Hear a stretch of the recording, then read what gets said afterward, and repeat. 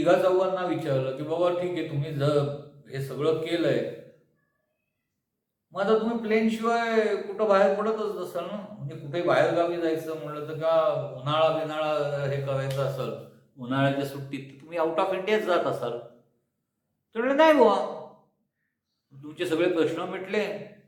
नाही बुवा. म्हटलं बरं ठीक आहे, तिथं जायच्या आधी काय प्रश्न होते त्यांना तेही नीट विश्लेषित करता येईना. कारण ज्या कोणी व्यक्तीनं त्यांना सांगितलेलं होतं त्यावेळेला त्यांनी ते सांगताना सुरुवातच अशी केली होती, तुम्ही काळ सपयोगातले आहात, तुम्हाला त्रास होत असणारच आहे, तुमचं कधीच काही धड होणार नाही. त्या माणसाला ते पटत होतं. कारण प्रत्येक माणसाला असं कायम वाटत असतं की ज्या कपॅसिटीचा मी आहे तेवढं मला मिळतच नाही. आणि त्या हिशोबाने मग त्यांनी भीती दाखवायला सुरुवात केली की बाबा कुलक्षय होऊ शकतो, अपघाताच्या शक्यता भरपूर आहेत, तू अडवा बनशील नाही तर ती विधवा बनेल.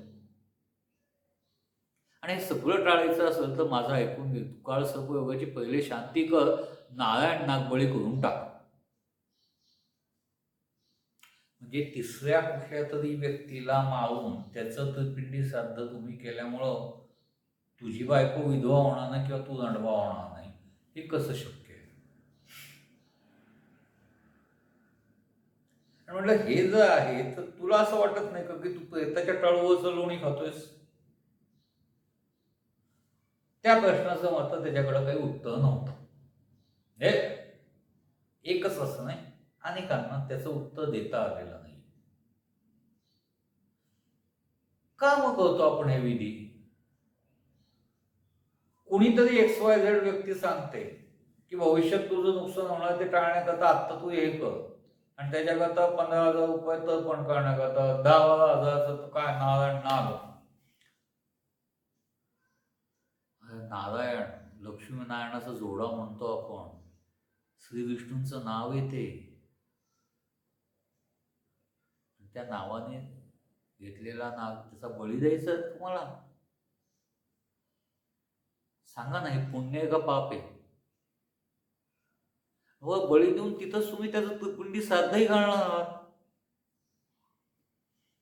कळली नाही बाबा ही गणित मला कधीच.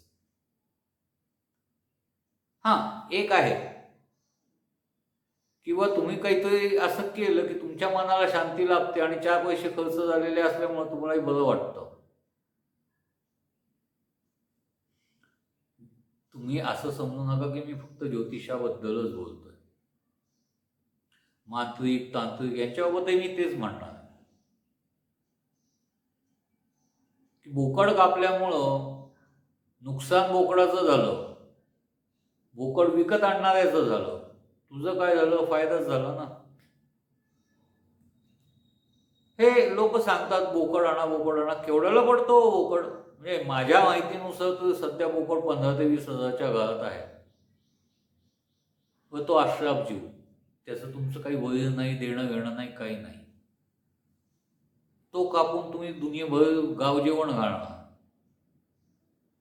मी उलट का म्हणतो ना, घरात जेवढे आहेत ना तेवढ्यांना कुठंतरी नेऊन मस्तपैकी पोटभर जेवायला घाला.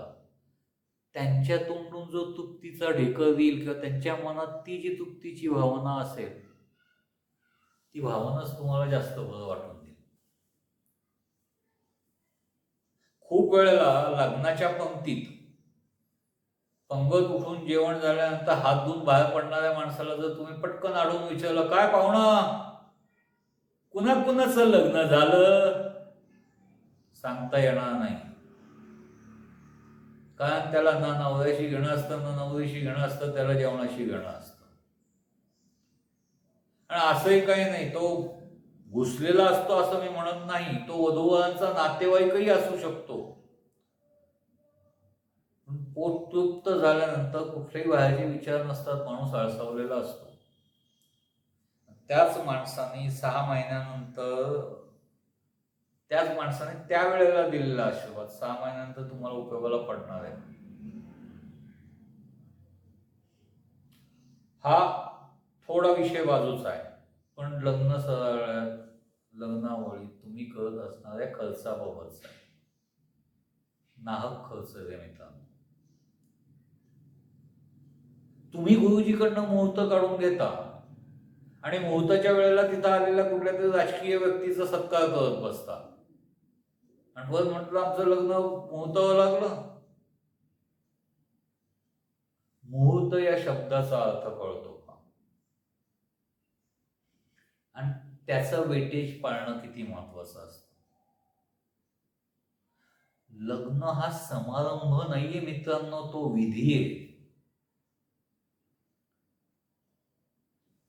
तो अतिशय पवित्र दोन जीवांना, दोन कुटुंबांना जोडणारा विधी आहे.